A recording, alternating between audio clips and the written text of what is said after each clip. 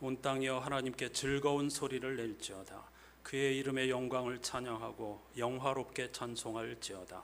하나님께 아뢰기를 주의 일이 어찌 그리 어미하신지요. 주의 큰 권능으로 말미암아 주의 원수가 주께 복종할 것이며 온 땅이 주께 경배하고 주를 노래하며 주의 이름을 노래하리이다 할지어다.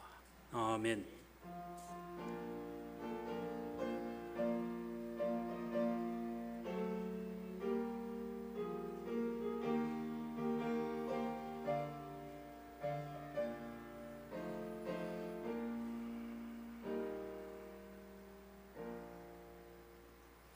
창조와 구원의 주 하나님, 무더위가 절정인 7월 마지막 주일, 새로운 한 주간 새 달을 시작하는 첫날, 창조와 구원의 주 하나님 앞에 나와 즐거운 찬송, 영광을 찬양하게 하여 주신 것 진심으로 감사드립니다.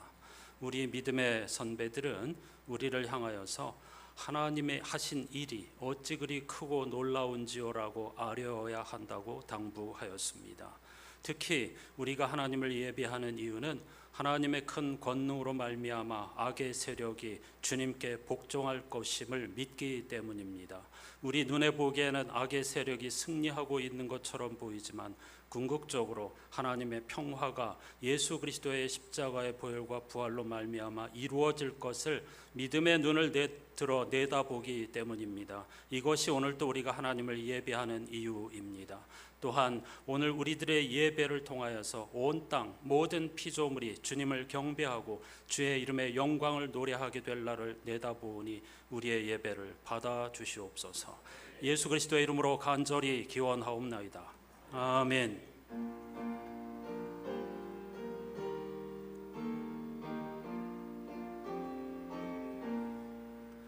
오만세 반석이신 주 우리 하나님, 저 창조 이전부터 또 영원하도록 한없는 영광 중에 그 보좌 있으니 큰 환난 풍파에도 날 지켜주시네. 인생 사는 것이 뜬 구름 같으며 저 푸른 동산 안에 꽃송이가 또다. 불 위에 이슬 같고 잠 속의 꿈같이 이 세상 모든 영광 곧 사라지도다.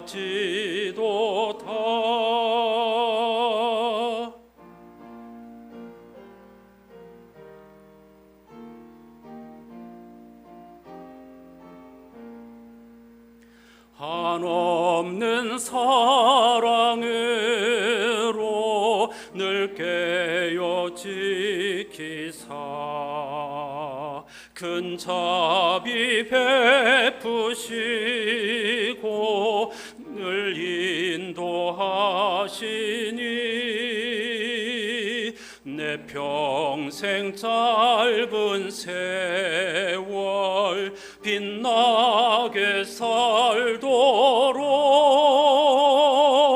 참 빛인 성령으로 날 채워주소서. 아멘.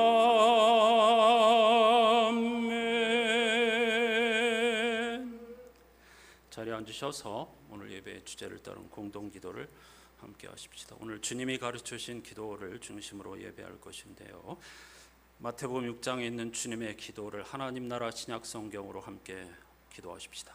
하늘에 계신 우리 아버지, 아버지의 이름이 영광을 받게 하시고 아버지의 나라가 오게 하시고 하늘에서처럼 땅에서도 아버지의 뜻이 이루어지게 하소서. 오늘 우리에게 필요한 양식을 주시고 우리도 우리에게 빚진 것을 용서해 준 것 같이 우리가 빚진 것을 용서해 주소서. 우리를 큰 시험에 빠지지 않게 하시고 다만 악에서 구하소서. 아멘. 주님이 가르치신 기도는 주문이 아닙니다. 하나님이 바라시는 세상, 또 성도인 우리가 이루어야 할 하나님의 나라가 어떤 모습인가를 오롯이 담고 있는 그런 기도의 교과서라고 할 수 있겠습니다. 우리의 삶의 방향이 여기에 맞춰서 전환, 회개가 필요한데 과연 우리는 그런가? 땅의 가치에 노예처럼 살아가는 것은 아닌가 돌이키면서 침묵으로 기도하십시다.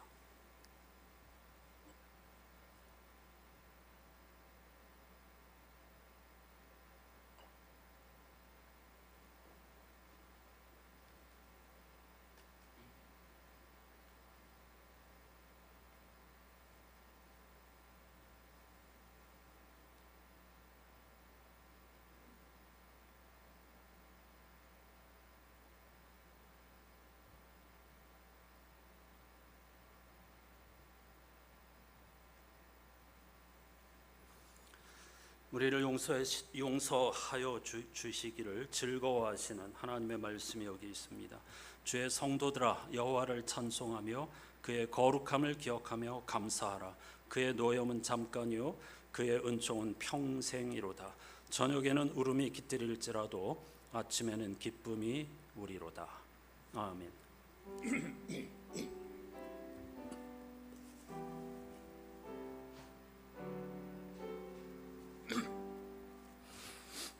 그리스도인들이 믿는 도리를 화면을 보시면서 사도신경으로 함께 고백하십시다. 나는 전능하신 아버지 하나님 천지의 창조주를 믿습니다. 나는 그의 유일하신 아들 우리 주 예수 그리스도를 믿습니다. 그는 성령으로 잉태되어 동정녀 마리아에게서 나시고 본디오 빌라도에게 고난을 받아 십자가에 못 박혀 죽으시고 장사된 지 사흘 만에 죽은 자 가운데서 다시 살아나셨으며 하늘에 오르시어 전능하신 아버지 하나님 우편에 앉아 계시다가 거기로부터 살아있는 자와 죽은 자를 심판하러 오십니다. 나는 성령을 믿으며 거룩한 공교회와 성도의 규제와 죄를 용서받는 것과 몸의 부활과 영생을 믿습니다. 아멘. 이번 주 성서일과에 포함된 시편 85편을 교독하지요. 여호와여, 주께서 주의 땅에 은혜를 베푸사 야곱의 포로된 자들이 돌아오게 하셨으며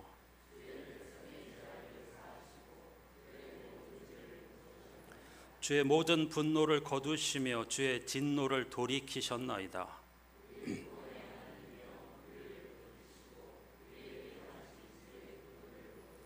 주께서 우리에게 영원히 노하시며 대대에 진노하시겠나이까?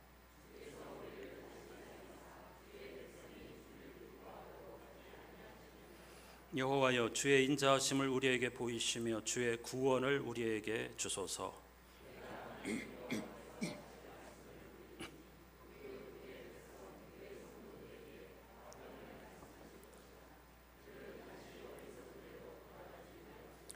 진실로 그의 구원이 그를 경외하는 자에게 가까우니 영광이 우리 땅에 머무르리이다.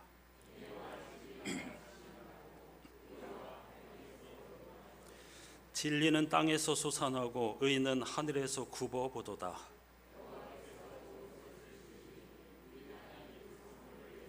함께합니다. 의가 주의 앞에 앞서가며 주의 길을 닦으리로다. 아멘. 우리의 신앙 고백을 찬양으로 올려드리십시다.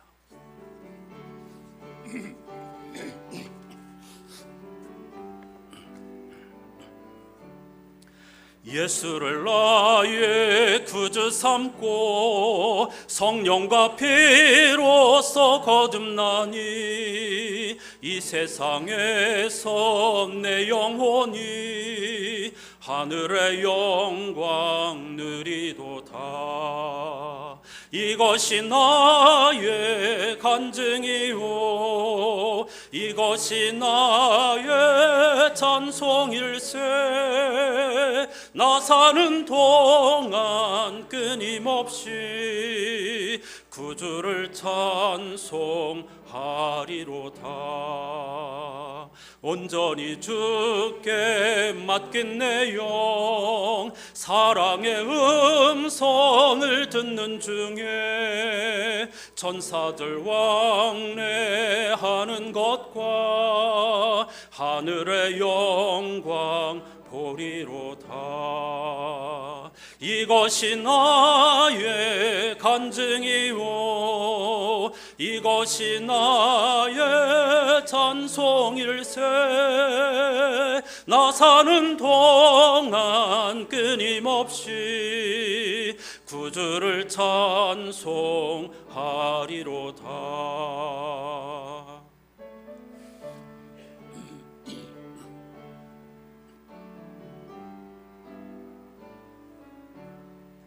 주 안에 기쁨 누림으로 마음의 풍랑이 잔잔하니 세상과 나는 간 곳 없고 구속한 주만 보이도다.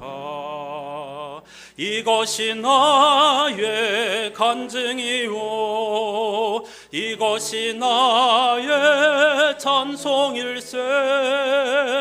나 사는 동안 끊임없이 구주를 찬송하리로다.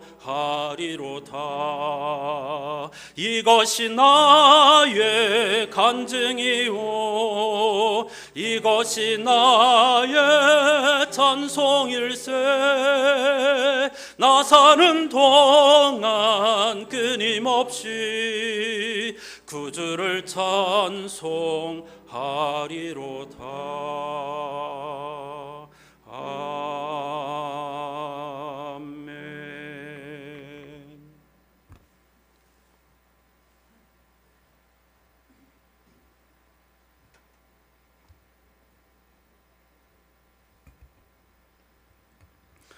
주님 감사합니다. 지난 한 주간의 삶을 돌아보면 주님께 감사의 고백을 할 수밖에 없습니다. 감사의 제목들이 너무 많아 감사하기보다는 말씀을 삶의 기준으로 살아가는 삶, 이웃을 내 몸과 같이 살아가는 삶, 예수님의 그림자를 쫓아가는 삶을 제대로 살지 못했는데도 이렇게 주일이 되어 다시 예배할 수 있게 하심에 감사를 드립니다. 하지만 이 또한 우리가 제한자라는 것을 깨닫게 하는 하나님의 은혜라는 것을 잊지 않고 오늘의 이 예배를 통해 회개함으로써 하나님께서 원하시는 삶의 자리로 용감하게 나아가는 제자가 되기를 원하오니 성령께서 임재하여 주시옵소서. 지금도 이 땅에서는 성령님의 임재를 통해 영혼의 회복을, 육체의 회복을 갈망하는 많은 생명들이 있습니다. 사람으로서는 감당할 수 없는 비와 산사태와 하천의 범람으로 인해 삶의 터전을 잃어버린 이들, 애지중지 키워온 가축의 사체 앞에서 목 놓아 우는 이들, 올 초부터 열심으로 일궈온 농작물을 다 걸어엎고 또다시 빚더미에 앉아야 하는 이들, 아직도 전기와 수도가 복구되지 않아 이 폭염에 또다시 고통의 시간을 보내고 있는 이들에게 주여 주님의 위로와 평안이 함께하길 간절히 소망합니다. 고통 중에 있다 하더라도 완전히 포기하지 않도록 하나님의 은혜가 모든 국민들과 이웃의 사랑을 통해서 전달될 수 있기를 간절히 소망합니다. 특히 그들의 삶을 되돌리는 일에 대해서 최일선에서 있는 공무원들에게 하나님의 능력이 더해지기를 원합니다. 평소보다 월등히 많은 업무량과 수재민들의 마음까지 보살펴야 하는 그들의 고충이 있습니다. 그들에게도 하나님의 위로와 평안이 임재하기를 원합니다.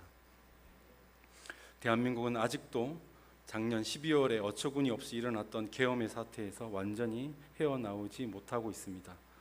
더욱 가슴 아픈 것은 문제의 정점에 기독교와 교회가 계속해서 언급되고 있다는 것입니다. 예수님께서도 그 참담한 시대를 위해 자신의 목숨을 던지시고 하나님께서 원하시는 하나님의 나라는 힘과 정치로 세워지는 것이 아니라 원수라 할지라도 이웃이라면 사랑해야 하고 내 뜻과 다르더라도 하나님의 뜻이라면 사랑해야 한다고 말씀하셨습니다. 그렇게 하나님의 사랑과 이웃 사랑을 통해서 하나님의 나라를 세워야 하건만 또다시 교회는 힘과 정치로 하나님의 나라를 세우고자 하는 어처구니 없는 주장을 하는 이들을 보면 부끄러움 그 자체입니다. 이들을 보며 깨닫게 되는 교훈이 바로 말씀에 대한 사모함입니다.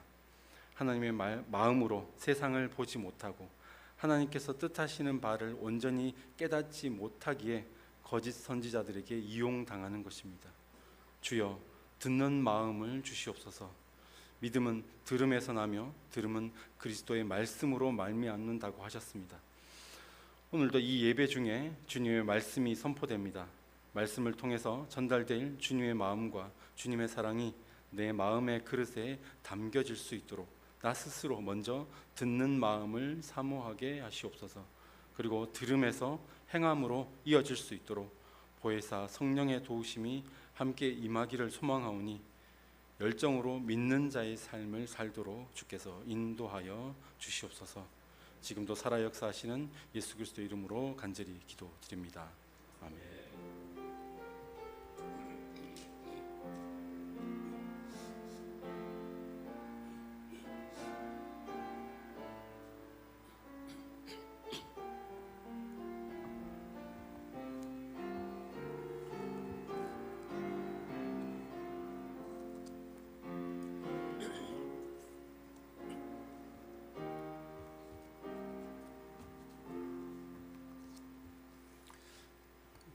모두 자리에서 일어나셔서 오늘 우리에게 주시는 하나님의 말씀을 경청하겠습니다. 성령 강림절 후 7번째 주일에 주시는 하나님의 말씀은 신약성서 누가복음 11장 1절로 4절까지입니다. 메시지 성서로 읽겠습니다. 하루는 예수께서 한 곳에서 기도하고 계셨다. 예수께서 기도를 마치자 제자들 가운데 한 사람이 말했다. 주님, 요한이 자기 제자들에게 한 것처럼 저희에게도 기도를 가르쳐 주십시오. 그러자 예수께서 말씀하셨다. 너희는 기도할 때 이렇게 하여라. 함께 읽겠습니다. 아버지가 어떤 분이신지 드러내소서. 세상을 바로잡아 주소서. 든든한 새끼 식사로 우리가 살아가게 하소서. 아버지께 용서받은 우리가 다른 사람들을 용서하게 하소서. 우리를 우리 자신에게서와 마귀에게서 안전하게 지켜주소서. 아멘. 자리에 앉으시기 바랍니다. 오늘 영상으로 함께할 찬송 431장 주 안에 기쁨이 있네. 또 다른 편곡으로 함께 하나님을 찬양하십시다.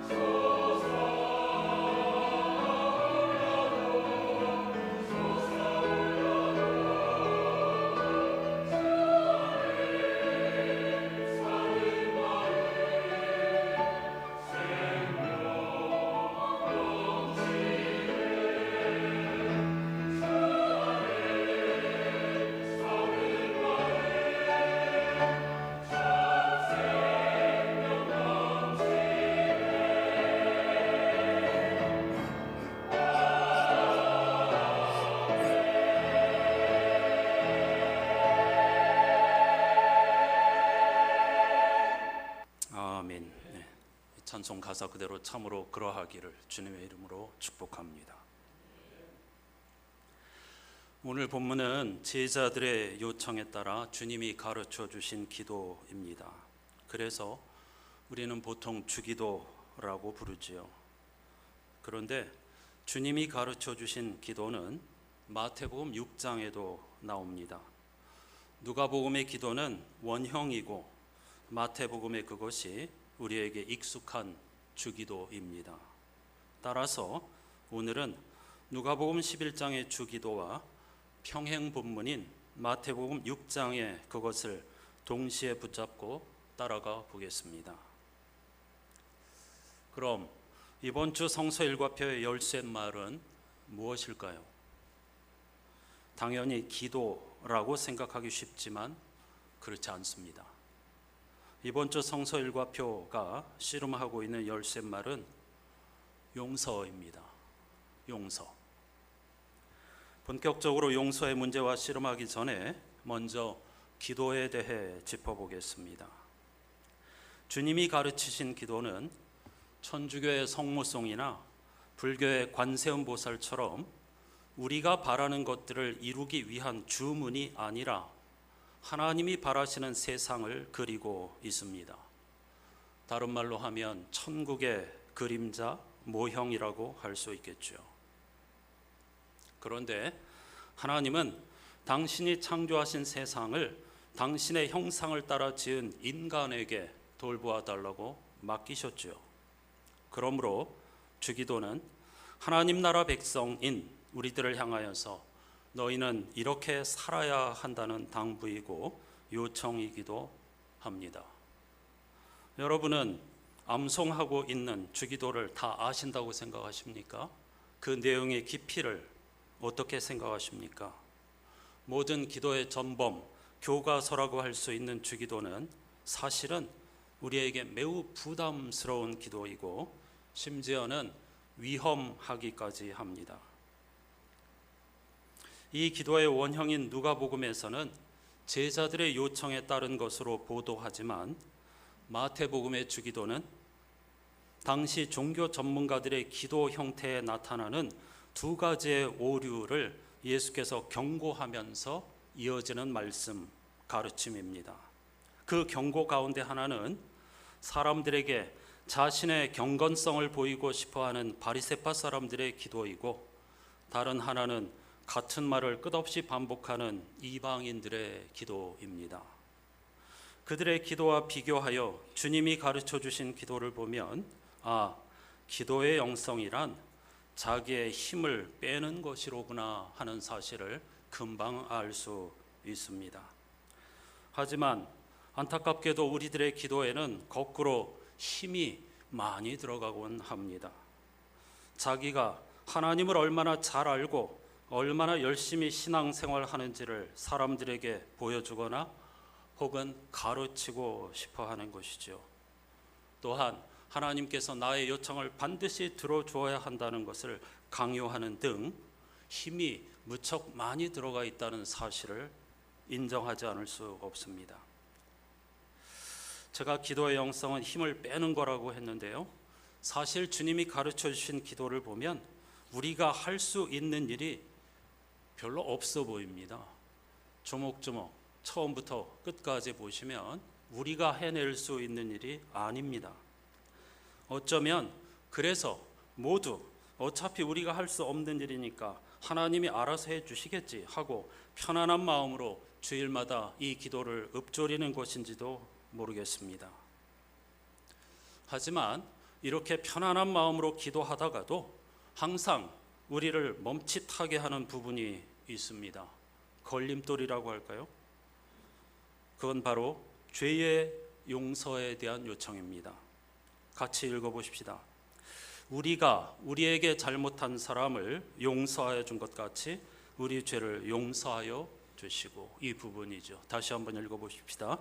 우리가 우리에게 잘못한 사람을 용서하여 준 것 같이 우리 죄를 용서하여 주시고, 우리가 하나님 나라를 오게 할 수도 없고 일용할 양식을 만들어낼 수도 없고 다 할 수 없는 일이어서 그저 하나님 알아서 해 주십시오 하고 기도하다가도 갑자기 우리가 우리에게 잘못한 사람을 용서해 준 것처럼 우리 죄도 용서해 주십시오. 이 부분에서는 멈칫하지 않을 수가 없습니다. 사실 용서에 대한 이러한 예수님의 가르침은 혁명적인 것이었습니다. 천동설과 지동설의 차이와 같은 것이었습니다. 이 말씀의 무게를 이해하려면 용서에 대한 기독교의 기독교의 가르침의 변천을 알아야 합니다. 용서에 대한 관점, 용서가 무엇인가, 누가 용서하고 어떻게 용서할 수 있는가, 이런 건 하루아침에 정해진 것이 아닙니다. 화석처럼 굳어 있는 것도 아닙니다. 구약 성서에서부터 지금까지 역사를 따라서 끝없이 변화하여 왔고, 궁극적으로 예수께서 용서에 대한 새로운 혁명적인 가르침을 이 기도에 담아서 우리에게 전달해 주신 겁니다. 이 말씀의 무게를 이해하려면 먼저 구약 성서의 관점부터 짚어가야 합니다. 그런 면에서 오늘 본문뿐만 아니라 그 어떤 성서의 신약 성서의 말씀도 구약 성서의 가르침을 제대로 이해하지 않으면 한 발자국도 따라갈 수가 없습니다. 어떤 사람들은 지금은 예수 그리스도 이후의 시대이고 성령의 시대인데 이스라엘 역사를 기록한 구약 성서가 우리와 무슨 관계가 있는가 이렇게 물으시는 분도 있는데 큰일 납니다. 그러면 신약 성서 자체를 이해하지 못하게 됩니다. 반드시 구약 성서의 배경을 따라서 신약 성서의 예수의 가르침을 읽어야 하는 것이죠. 유대교나 구약 성서 시대로 돌아가자는 말이 아닙니다. 예수 그리스도의 말씀을 바르게 이해하기 위해서는 반드시 그 토대가 되는 구약 성서의 세계관과 가르침을 알아야만 한다는 뜻입니다. 기독교 역사에서 죄 사함의 역사는 계속 변해왔다고 말씀드렸는데, 먼저 구약 성서 시대의 죄 용서는 어떻게 이루어지는가? 간단합니다. 모세오경은 철저하게 제물을 드리는 희생제사를 통해서만 인간의 죄 용서가 가능하다고 가르칩니다. 천주교의 고해성사처럼 제가 이런저런 잘못을 했습니다. 그걸 정직하게 인정하고 고백하니 저를 용서해 주십시오라고 하는 죄의 고백만으로 우리가 죄를 용서받는다는 이야기는 모세오경에 한 글자도 없습니다. 그 어떤 사람이라 하더라도 반드시 희생 제물의 제사를 통해서 죄의 용서가 가능하다고 가르쳐 줍니다. 물론 모세오경에 하나님께서 우리를 용서해 주신다는 구절이 많이 있습니다. 그런데 그것은 무조건적인 용서가 아닙니다. 모세오경의 죄 용서를 보면은 용서해 주지만은 벌을 면제하지는 아니하고, 이런 구절이 여러 곳에 있습니다. 용서는 해주는데 벌을 면제하지 않는다. 이게 모순 아닌가요? 벌을 면제해 주는 것이 용서 아닌가? 이렇게 생각하기 쉽지만 그렇지 않습니다. 하나님께서 만일 우리를 용서해 주지 않으신다면 살아남을 사람이 하나도 없을 것입니다. 용서해 주시기 때문에 우리가 지금도 살고 있는 것이죠. 용서해 주시기는 하지만 우리가 범한 죄의 흔적을 그대로 감당하게 하신다는 것이 모세오경의 가르침입니다. 이게 용서해 주시지만은 벌을 면제하지는 않는다, 그런 뜻입니다. 민수기 14장에 보면은 내가 이스라엘을 용서하노라 하지만 나를 청종하지 않은 사람은 결코 약속의 땅에 들어가지 못한다라고 되어 있습니다.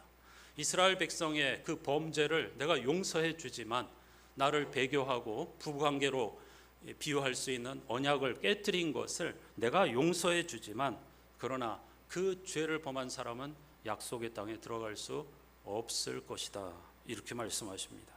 이것이 모세오경 율법서의 용서의 관점입니다. 그럼 예언서에서 말하는 용서의 관점은 무엇인가? 예언서는 이스라엘 백성이 바벨론 포로 생활을 할 때에 기록된 책입니다. 물론 예언서뿐만 아니라 거의 대부분의 구약 성서가 이 바벨론 포로기에 기록된 것입니다. 문제는 바벨론 포로 시대에는 당연히 성전이 없는 시대라는 거죠. 성전 바벨론 제국이 다 무너뜨리고 그리고 포로로 이스라엘 백성을 잡아갔잖아요. 성전이 없는 시대라는 것은 다른 말로 하면 희생 제사를 드릴 수 없는 시대라는 뜻입니다. 그렇죠? 성전이 있어야 가서 희생 제사를 드릴 것 아닙니까? 게다가 지금 먼 타향에 식민지 포로 생활을 하고 있으니까 원천적으로 불가능한 것이죠. 제가 모세오경 율법서 시대에는, 그러니까 그 포로로 잡혀가기 이전 시대에는 희생 제사를 통해서 죄의 용서를 받는다고 했는데, 그럼 희생 제사를 원천적으로 드릴 수 없게 된 포로기 이후에 죄의 용서를 어떻게 해결할 수 있는가? 굉장히 이스라엘 민족에게는 심각한 문제가 될 수밖에 없는 것이죠. 그래서 예언서들은 그 문제에 대한 해답으로 죄의 용서를 위해 악한 행실을 그치고 선행을 배우며 정의를 행하라고 가르친 겁니다. 죄의 고백으로 되는 게 아닙니다. 잘못했다고 고백하는 것으로 되는 게 아니고 하나님의 뜻을 행동으로 실천에 옮겨야만 죄의 용서를 받을 수 있다는 거죠. 미가서 6장에 보면 사람들이 내 맏아들을 하나님께 드리면 좋아하실까? 내 몸의 열매를 드리면 좋아하실까? 몸의 열매라는 것은 자식을 의미하는 거죠. 동의적 평행법입니다. 가장 사랑하는 자식을 드린다는 것, 곧 자기 자신을 드린다는 말과도 같겠죠.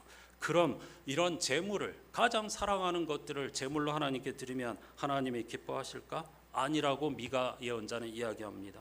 무엇이 선인지를 이미 보여주셨다는 것입니다. 겸손히 조심스러운 마음으로 하나님과 동행하며 선을 행하라고 말이죠.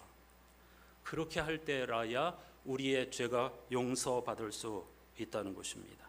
이렇게 구약 성서에서도 점점 속죄, 죄의 용서의 개념이 변화되어 가는 것을 볼 수가 있습니다. 욥기 42장에 보면은 그 욥기 결론 부분에 하나님께서 이렇게 말씀하시는 부분이 있습니다. 한번 같이 읽어보시죠. 그러므로 이제 너희는 수송아지 7마리와 숫양 7마리를 마련하여 내 종 욥에게 가지고 가서 너희가 용서받을 수 있도록 번제를 드려라. 내 종 욥이 너희를 용서해 달라고 빌면 내가 그의 기도를 들어줄 것이다. 너희가 나를 두고 말을 할 때에 내 종 욥처럼 옳게 말하지 않고 어리석게 말하였지만 내가 그대로 갚지는 않을 것이다. 이 용서에 대한 매우 중요한 개념이 있는데요. 지금까지 그 모세오경 시대와 예언서 시대에 죄 용서의 문제는 재물이 아니라 하나님께서 그 죄를 용서해 주시는 분이라는 게 핵심입니다. 죄를 용서해 줄 수 있는 분은 하나님밖에 없다. 이걸 말하고 있는 것이고 욥기도 마찬가지입니다. 욥기 결론 부분에서 하나님께서 욥을 비난한, 하나님의 뜻을 제대로 알지 못하면서 다 아는 것처럼 착각한 세 친구들을 책망하시면서 하신 말씀이 지금 읽은 내용입니다. 그런데 욥이 너희들을 위하여서 제물을 드리면 욥이 용서해 준다는 게 아닙니다. 내가 용서해 준다는 겁니다. 욥의 기도를 듣고 내가 용서해 준다는 것입니다. 친구들이 번제를 드렸다고 자동으로 그들의 죄가 용서되는 것이 아니라는 뜻입니다. 핵심은 모두 구약 성서의 죄 용서는 하나님 한 분만이 하실 수 있는 일이다의 방점이 있습니다. 이런 상황에서 예수께서 말씀하신 우리가 우리에게 잘못한 사람들을 용서해 준 것처럼 이라는 표현을 읽어야 합니다. 그래서 이게 혁명적인 표현입니다. 왜냐하면 예수님 시대에는 사람이 사람을 용서할 수 있다는 생각은 그 누구도 해본 적이 없습니다. 성서에 그런 이야기가 한마디도 쓰여 있지 않습니다. 물론 그 당시의 성서는 구약 성서를 의미합니다. 왜 사람이 사람을 용서할 수 있다는 생각을 꿈에도 하지 않았는가? 한마디로 말씀드리면 그건 비성서적이기 때문입니다. 인간이 인간의 죄를 용서할 수 있다고? 피조물이 피조물의 죄를 용서할 수 있다고? 그건 사람들이 보기에 상상도 할 수 없는 일이었습니다. 마가복음 2장에 보면 이런 이야기가 나오죠. 중풍병자를 안타깝게 여긴 동무들이 그를 침상에 뉘어가지고 예수님 발 아래 끌어내렸습니다. 예수께서 중풍병 환자에게 너의 죄가 용서받았다고 선언하셨습니다. 그때 율법학자, 종교 전문가인 율법학자들이 뭐라고 했습니까? 이 사람이 하나님을 모독하는구나. 하나님 한 분밖에 누가 죄를 용서할 수 있는가 였습니다. 지금까지 제가 이걸 설명드리기 위해서 긴 시간을 할애했는데요, 예수님 당시에 모든 사람들, 특히 종교 전문가들은 인간이 인간의 죄를 용서한다, 그건 곧 하나님의 자리를 탐하는 것이고 신성 모독이라고 여겼습니다. 그런데 예수께서는 그를 향하여 너의 죄가 용서받았다고 하셨고 그가 집으로 돌아갔습니다. 마태복음 9장 3절을 한번 읽어보겠습니다. 같이 읽어보시죠. 그가 일어나 집으로 돌아가거늘 무리가 보고 두려워하며 이런 권능을 사람들에게 주신 하나님께 영광을 돌리니라. 아주 중요한 표현이고 이해를 돕기 위해서 제가 괄호 안에 설명을 넣어두었습니다. 그 환자가 고침을 받고 집으로 돌아갔는데 무리들이 두려워하였다는 것입니다. 고통받는 환자가 고침을 받고 삶의 터전으로 공동체 일원으로 돌아갔는데 왜 두려워합니까? 축하하고 기뻐하고 잔치를 베풀어 주어야 하겠죠. 그런데 두려워한 이유는 이런 권능을, 다시 말하면 사람의 죄를 용서하는 권능을 사람에게 주신 하나님 때문에 두려워한 것입니다. 지금까지는 죄라고 하는 것은 오직 하나님 한 분만이 용서할 수 있는 거라고 생각했는데, 그것도 희생제물의 피를 통하여서 용서받을 수 있는 거라고 생각했는데, 확신하였는데 예수께서 죄를 용서하는 권한, 그런 능력이 사람에게 있다라고 말씀하신 것입니다. 개역 개정에는 여기 사람이라고 하는 표현을 인자라고 번역했습니다.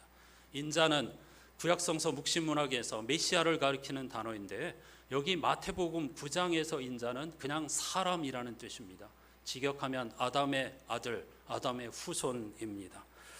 따라서 여기에서 인자라고 하는 것을 예수님께 죄의 용서의 권능이 독점되어 있다라고 읽으시면 안 됩니다. 그건 성서를 오독하는 것이고요. 그러면 사람들이 두려워할 이유가 없죠. 당연히 그렇게 생각했으니까요. 하나님이나 하나님이신 예수께서 인간의 죄를 용서하실 권한을 가지고 있다고 생각했다면 두려워할 이유가 없죠. 그건 당연한 세계관이었으니까요. 근데 예수께서 사람에게 사람을 용서할 수 있는 권한을 하나님이 주셨다라고 선언하신 것입니다. 이게 하나님의 나라라고 말씀하신 것입니다. 그래서 사람들이 몹시 놀라고 두려워하였다는 것이죠. 만일 하나님께만 죄를 용서할 수 있다는 생각이 옳다면 예수께서 가르치신 기도에 이런 문장을 포함시키지 않았을 것입니다. 따라서 이런 권능, 즉 죄를 용서하는 권한을 사람에게 주신 사건이야말로 이스라엘 역사, 인류의 역사에서 가장 혁명적인 사건이라고 말씀드릴 수가 있겠습니다. 하나님께서 죄를 용서하실 수 있다는 것은 수직적 차원이라고 하면, 우리들이 서로를 용서할 수 있다고 하는 것은 수평적 차원의 용서라고 할 수 있겠습니다. 그런데 더 중요한 사실이 있습니다. 뭐냐면 이 수직적인 죄 용서와 수평적인 죄 용서가 서로 긴밀하게 연결이 되어 있다는 사실입니다. 이게 사실 우리를 더 놀랍고 두려워하게 하는 것이죠. 우리가 우리에게 잘못한 사람을 용서해 준 것처럼 이라는 가르침은 단지 사람이 사람을 용서할 수 있다는 차원 너머의 세계를 가리키고 있습니다. 그래서 마태복음은 곧바로 부연 설명이 따라옵니다. 누가복음에는 없는 건데요, 제가 읽어드리겠습니다. 너희가 남의 잘못을 용서해 주면 너희 하늘 아버지께서도 너희를 용서해 주실 것이다. 그러나 너희가 남을 용서해 주지 않으면 너희 아버지께서도 너희의 잘못을 용서해 주지 않으실 것이다 라고 말이죠. 이게 마태복음 11장의 주기도에 곧바로 이어져 나오는 본문입니다. 분명히 인간의 죄를 용서하는 것과 관련된 말씀이죠. 우리가 용서하면 하늘에서도 용서하실 것이고, 우리가 서로를 용서하지 않으면 뭡니까? 무척 여러분 심각하게 들으셔야 합니다. 우리가 받은 용서가 취소될 수도 있다는 말입니다.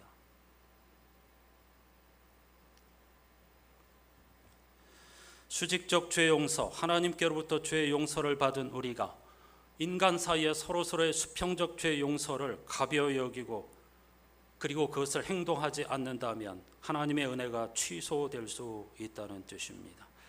공동번역의 집회서라고 하는 책이 있습니다. 이 오늘 주제와 관련된 내용을 같이 한번 읽어보시죠. 보복하는 자는 주님의 보복을 받을 것이며 주님께서 그의 죄를 엄격히 헤아리실 것이다. 내 이웃의 불의를 용서하여라. 그러면 네가 간청할 때 내 죄도 없어지리라. 인간이 인간에게 화를 품고서 주님께 치유를 구할 수 있겠느냐? 인간이 같은 인간에게 자비를 품지 않으면서 자기 죄의 용서를 청할 수 있겠느냐? 죽을 몸으로 태어난 인간이 분노를 품고 있으면 누가 그의 죄를 사해 줄 수 있겠느냐? 종말을 생각하고 적개심을 버려라. 파멸과 죽음을 생각하고 계명에 충실하여라. 계명을 기억하고 이웃에게 분노하지 말아라.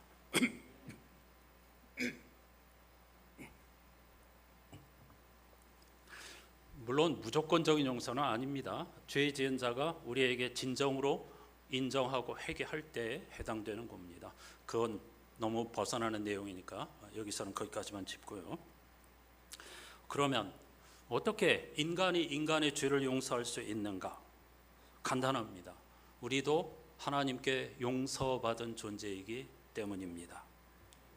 그래서 이방인들을 무시하지 말라고 하는 거잖아요. 구약 성서에서 잘못된 선민 의식에 사로잡혀 있던 이스라엘에게 너희도 하나님의 은총으로 구원받은 것이고 이방 사람들도 마찬가지다라고 말하는 것이죠.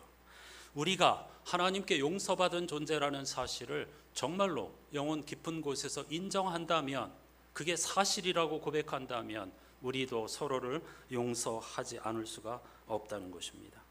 성서 7편 9절 몇 곳만 읽어보겠습니다. 제1독서 호세아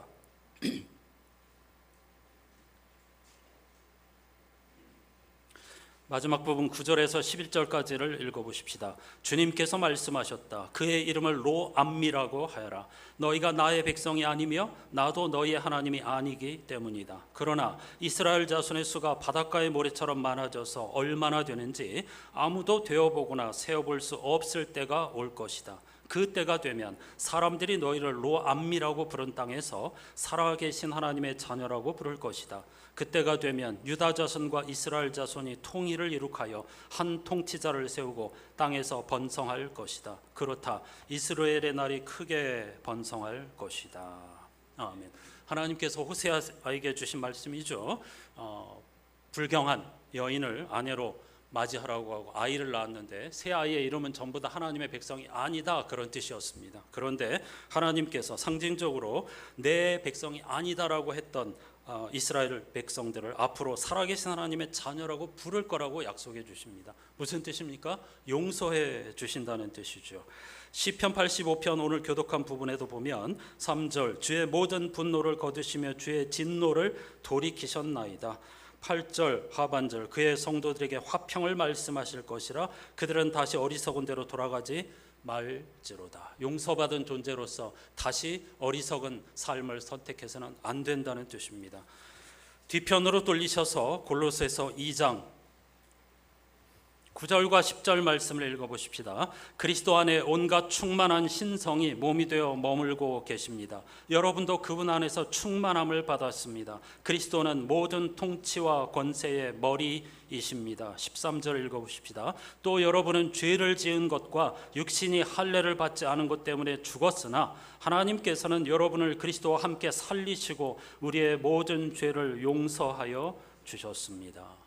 호세아의 약속이 어떻게 예수 그리스도 안에서 이루어졌는지를 묘사하는 놀라운 말씀인데 사실 이 구절 하나만을 붙잡아도 한 달 이상 설교해야 합니다. 어려운 말씀이 나오죠. 그리스도 안에 온갖 충만한 신성이 몸이 되어 머물고 계신데 그리스도인인 우리들이 예수 안에서 충만함을 받았답니다. 이걸 오늘 성서 1과표 전체의 내용을 따라서 읽어보면 그 충만함이란 죄 사함을 받고 하나님의 자녀로 온전히 회복되었다는 뜻입니다. 그래서 이거 아주 헷갈리는 선문답 같은 내용이 아닙니다. 우리가 제한성에도 불구하고 하나님으로부터 죄의 용서를 받고 하나님의 자녀로 받아들여졌다는 것, 은혜의 세계 하나님 나라에 초청받았다는 것이 곧 예수 그리스도 안에서 충만함이라고 하는 사실을 바울은 우리에게 강력하게 증거하고 있습니다. 여러분, 예수 그리스도께서 이 기도를 통하여서 우리를 향하여 이렇게 살아다오 하고 부탁하셨는데 이걸 바꿔 말하면 어떻게 표현할 수 있겠습니까? 성도인 너희들은 이렇게 살지 말아다오, 이렇게 당부하는 것일 수도 있겠죠. 그게 요즘 읽고 있는 요한계시록에 분명하게 등장합니다. 한 절만 같이 읽어보십시다. 결론 부분인 18장 12절 13절인데요.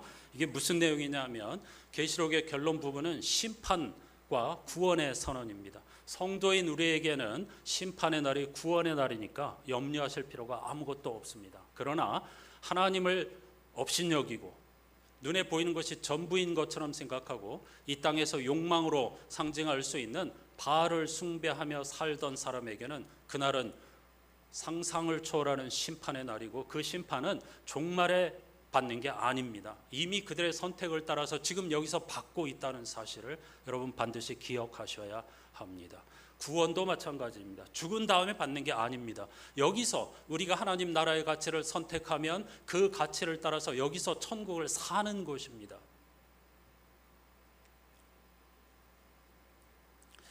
우리에게는 구원이지만 악인들에게는 심판인데 그 심판을 바벨론이 심판받았다고 선언합니다. 바벨론은 당시에 로마 제국을 의미하는 것인데 욕망의 화신인 바알을 숭배하는 모든 악의 세력이라고 읽으시면 됩니다. 그런데 왜 바벨론이 무너졌는가? 사치 때문이라고 계시록에서 이야기합니다.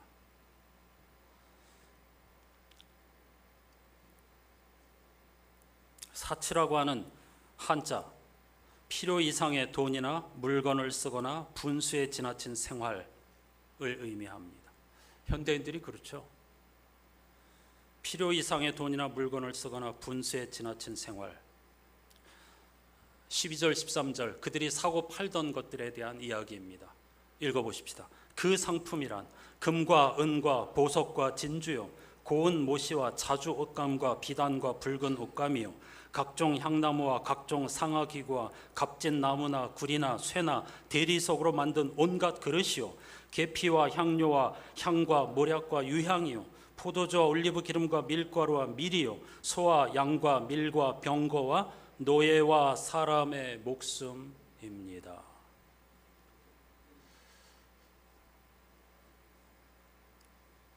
대리석이나 금으로 만든 그릇에 밥 먹으면 장수합니까? 죽지 않습니까? 그렇지 않죠. 그런 게 사치입니다. 그런데 그 당시에 이 바벨론 제국, 다시 말하면 로마 제국은 모든 세상에 존재하는 귀한 것들을 사고 팔고 그것을 얻기 위해서 인생을 쏟아부었습니다. 속아 사는 것이죠. 중요한 것은 그들이 사고 판 것들 중에 마지막에 등장하는 노예와 사람의 목숨이라는 표현입니다. 개역 개정에는 종들과 사람의 영혼을 사고 팔았다고 되어 있는데 여기서 종들이란 로마 제국의 노예들을 말하는 것이고 사람의 영혼이란 전쟁 포로로 끌려와서 원형 경기장에서 목숨을 걸고 검투사들과 싸워야 했던 혹은 심지어 사자 맹수와 목숨을 걸고 싸워야 했던 노예들을 의미하는 것입니다. 그들은 인간을 영혼이 없는 상품처럼 취급하였던 것입니다. 그래서 망할 수밖에 없었던 것입니다. 그래서 무너질 수밖에 없었던 것입니다. 하나님의 형상인 인간을 물건 취급하는 것보다 더 창조의 질서에 대항하는 일이 있겠습니까? 그러니까 무너질 수밖에 없는 것이죠. 오늘날은 어떻습니까? 그 어느 시대보다 인간을 상품화하고 잉여적인 존재로 취급합니다. 돈이 되지 않으면 쓸모없는 인간입니다. 게다가 AI로 말미암아 점점 더 인간을 하찮게 여기는 시대가 도래하고 있습니다. 어제 뉴스에 보니까 경남 거창군에서 외국 노동자들을 대상으로 하는 브로커를 군청 차원에서 완전히 없앴다는 소식을 들었습니다. 얼마나 기쁘고 좋은 소식이었는지 모릅니다. 이미 우리나라는 외국인 노동자가 없으면 경제가 돌아가지 않습니다. 여수를 포함하여 수도권도 마찬가지고 전국에서 수많은 노동자가 우리와 함께 일하고 땀 흘리고 있는데, 문제는 중간에 브로커들이 그들을 사고 팔고 그리고 인격을 말살하는 일들이 비일비재하다는 것입니다. 그래서 기본적인 생리적 욕구조차 해결하지 못하고 노동에 시달리는 그들, 보상도 제대로 받지 못하고 의료 혜택도 받지 못하는 그들이 너무 안타까워서 거창 군에서 아예 브로커를 다 청산해 버렸더니 그들이 정말 천사처럼 해맑게 웃고 즐거워하면서 일하는 그런 모습을 볼 수가 있었습니다. 오늘 본문에서 하나님께서 성도인 우리들에게 그런 일 해달라고 당부하고 계시는 것입니다. 그래서 계시록 18장 4절에 보면은 내 백성아 그 도시에서 떠나거라. 너희는 그 도시의 죄에 가담하지 말고 그 도시가 당하는 재난을 당하지 않도록 하여라 라고 말씀하시는 것입니다. 사랑하는 여러분, 그리스도인이 있어야 할 자리가 바로 여기입니다. 세상이 다 그렇다고 어쩔 수 없다고 하면서 나도 모르게 스스로를 속이면서 부와 명예와 쾌락과 불사에 대한 욕심을 탐하고 있는 것은 아닌지, 그로 인해 하나님의 나라의 평화와 기쁨을 빼앗기고 이미 스스로 지옥을 경험하고 있는 것은 아닌지를 돌아보아야 하겠습니다. 마지막으로 한 가지 짚어야 할 것이 있습니다. 요한이 계시록을 쓸 당시에 로마 제국은 실제로 무너졌습니까? 그렇지 않습니다. 기세등등했습니다. 오늘날 미국처럼 말이죠. 그런데 놀랍게도 요한은 바벨론이 무너졌다고 선언하고 있습니다. 그러면서 성도들을, 외로운 싸움을 하고 있는, 좁은 길을 걷고 있는 성도들을 격려하고 위로하고 있는 것이죠. 하나님을 절대적으로 신뢰하였기에 가능한 일이었습니다. 항상 기뻐하고 늘 신성, 거룩한 것들에 초점을 맞추면서 범사에 감사하는 그리스도인의 삶을 통해 이 땅에 생명과 자유와 기쁨을 전하는 향기로운 모델이 될 수 있기를 주님의 이름으로 축복합니다. 찬송가 413장은 마치 계시록을 울리는 것과 같은데요, 2절에 보면 저 마귀는 우리를 삼키려고 입 벌리고 달려와도 주 예수는 우리의 대장 되니 끝내 싸워서 이기리라. 이게 계시록의 내용입니다. 믿음을 끝까지 지켜라. 저 공중에 구름이 일어나며 큰 나팔이 울릴 때 주 오셔서 세상을 심판해도 나의 영혼은 겁 없으리. 왜? 우리에게는 심판의 날이 구원의 날이기 때문입니다.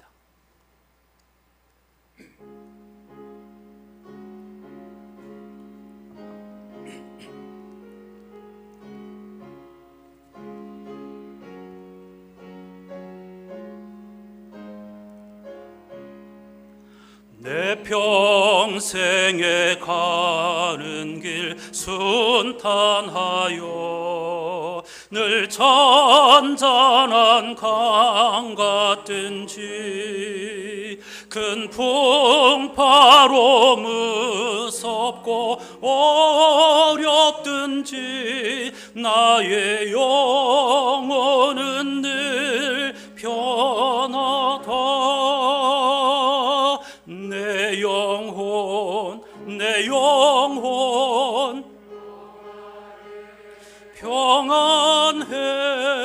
내 영혼 평안해. 저 마귀는 우리를 삼키려고 입 벌리고 달려와도 주 예수는 우리의 대장 되니 끝내 싸워서 이기리라. 내 영혼 평안해. 내 영혼 평안해. 내 지은 죄 주홍빛 같더라도 주 예수께 달래면 그 십자가 피로써 다시 스사 있는 보다도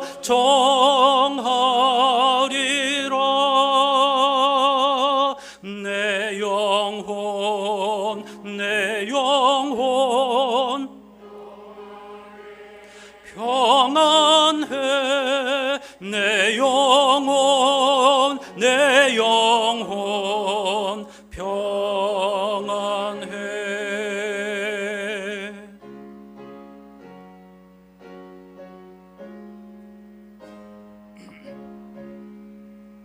저 공중에 구름이 일어나며 큰 나팔이 울릴 때에 주 오셔서 세상을 심판해도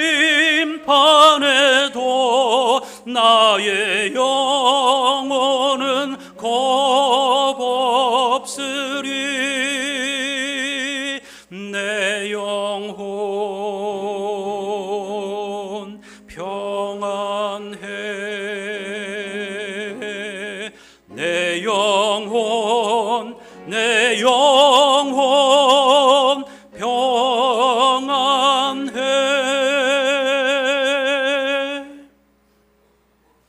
이 평화가 저 여러분과 함께 하시기를 주님의 이름으로 축복합니다. 우리의 사명을 생각하며 기도하십시다. 오늘 주님이 바라시는 세상, 우리가 해주어야 하는 역할이 무엇인가를 읽으면서 예배드렸죠.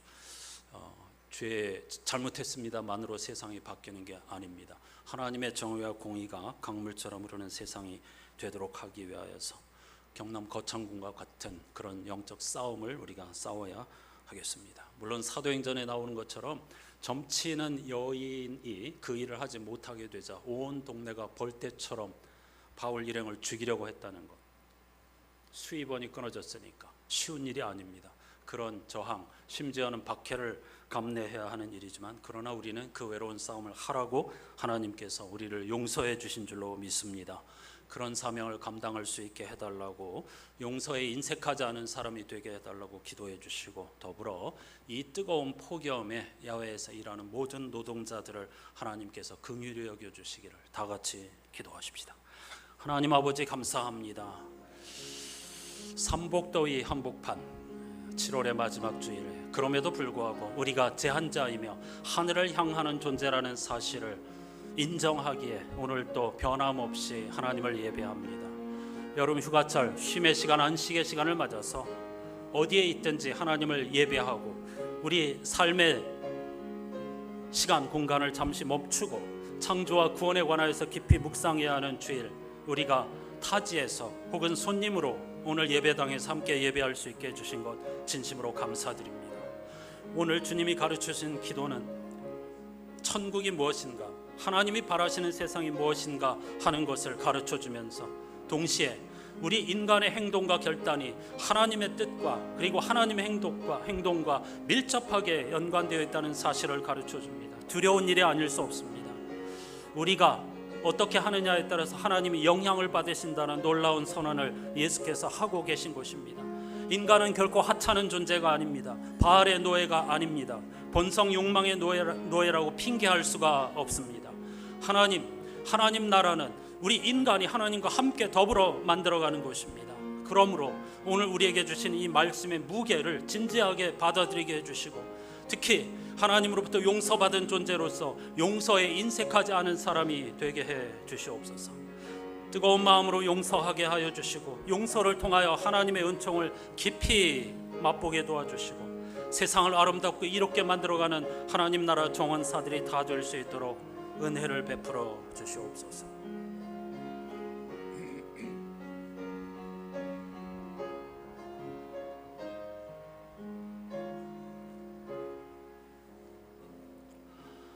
전능하신 하나님, 삼복더위의 한복판에서 허덕이고 있지만 그럼에도 불구하고 우리가 제한자, 구원이 필요한 존재이며 우리의 힘으로는 구원과 생명을 완성할 수 없음을 알기에 창조와 구원의 주 하나님 앞에 예배하면서 한 주간을 시작할 수 있게 해주신 것 진심으로 감사드립니다. 우리 인생의 종말과 역사 구원 완성의 순간, 그 순간에도 우리가 예배자로 서 있게 해 주시옵소서. 오늘 주님이 가르치신 기도에는 하나님이 바라시는 세상, 하나님 나라, 그리고 성도들이 감당해야 할 삶의 모습이 어떤 것인가를 극적으로 보여주고 있습니다. 용서는 하나님만이 하실 수 있는 일이라며 짐짓, 용서할 수 있는 그 능력을 외면하고 하나님 알아서 하시라고, 나는 절대 용서할 수 없다고 굳은 목을 가지고 저항하던 우리들에게 예수께서는 우리는 하나님의 형상, 신의 형상을 가진 존재, 신의 성품을 가진 존재이기 때문에 서로 용서할 수 있다라고 선언하셨습니다. 그런 능력이 있다는 것이죠. 그리고 우리가 무엇보다도 하나님으로부터 용서의 은총을 받은 사람이기에 서로 용서하는 것이 마땅하다고 말씀하십니다. 심지어 우리가 이 땅에서 행동하는 것이 하나님의 역사에 영향을 끼치는 것이라고 말씀하십니다. 그러므로 우리는 두렵지 않을 수가 없습니다. 하나님과 우리는 하나입니다. 하나님이 행동은 결국 우리의 행동과 밀접한 연관이 있습니다. 이게 성도의 사명이고 무거운 짐입니다. 오늘 이 말씀을 허투루 듣지 않게 도와주시고 일상에서 하나님과 함께 동행하며 이 세상을 아름답게 따뜻하게 평화롭게 가꾸는 하나님 나라의 정원사들이 되게 해 주시옵소서. 하나님, 쉼의 계절이 찾아왔습니다. 누구에게나 쉼의 계절이 허락되는 것은 아닙니다. 며칠 이렇게 쉼의 계절을 받은 사람들은 빚진 자의 마음을 갖게 도와주시고, 쉼의 계절을 받지 못한 사람들은 하나님 안에서 안식과 위로를 받게 해 주시옵소서. 이 무더운 여름철에 야외에서 우리 세상이 제대로 움직이기 위해서 땀 흘리고 목숨 걸고 일하는 수많은 노동자들에게 하나님의 위로와 은총이 함께하여 주시옵소서. 예수 그리스도 이름으로 간절히 기도드립니다. 아멘.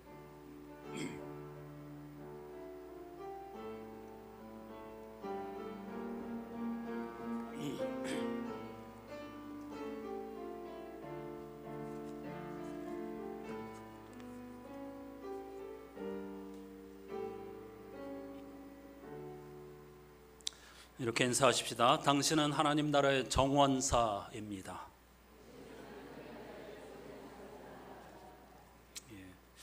주기도가 위험하다고 하는 의미가 바로 그것입니다. 우리가 신앙생활하는 이유는 잘 먹고 잘 살고 장수하고 영생하기 위해서가 아닙니다. 이 땅 전쟁과 그리고 폭력으로 얼룩진 하나님의 나라가 오기를 정말로 갈망하는 이 기도를 드릴 수 있는 사람이라면 그것을 위해서 행동하는 삶을 살겠죠. 그런 면에서 위험한 기도라고 하는 것이죠.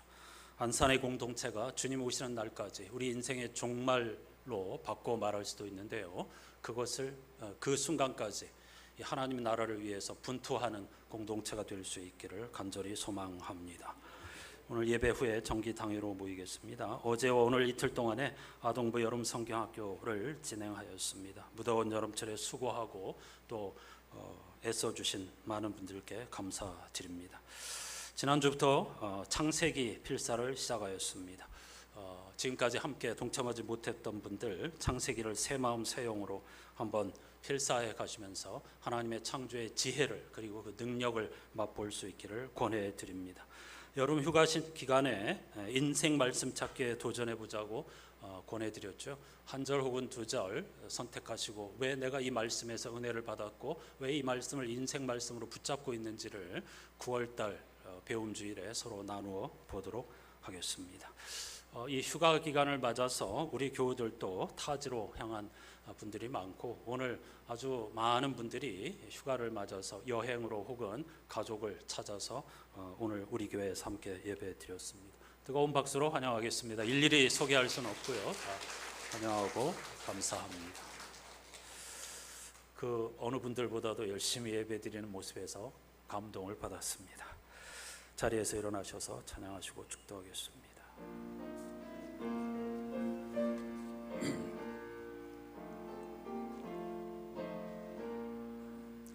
어려운 시험 당해도 주 너를 지키리 구주의 품에 거하라 주 너를 지키리 주 너를 지키리 아무 때나 어디서나 주 너를 지키리 늘 지켜주시리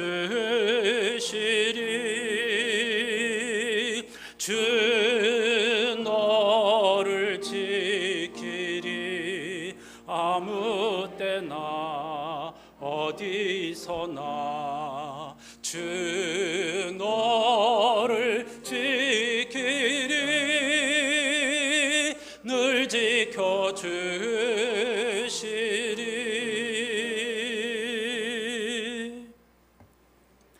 그리스도 안에 온갖 충만한 신성이 몸이 되어 머물고 계십니다. 여러분도 그분 안에서 충만함을 받았습니다. 아멘. 우리 구주 예수 그리스도의 은혜와 하나님 아버지의 사랑과 성령님의 말로 닿을 수 없는 탄식과 교제가 우리는 하나님의 형상대로 지음받은 존재, 하나님의 신성이 깃들인 존재로서 구원, 생명, 창조, 완성을 위하여 하나님의 동역자이며 하나님이 하시는 일에 아주 밀접하게 연관되어 있다는 사실을 두렵고 떨리는 마음으로 인정하고 고백하고 깨달으면서 이 땅을 주님이 가르쳐주신 기도 그대로 이루어지기 위해서 희생하고 분투하고 나누어주고 그리고 눈물로 갈망하는 삶을 살기로 다짐하는 모든 이들의 삶의 자리에 영원히 함께해 주시옵기를 간절히 축원하옵나이다. 아멘.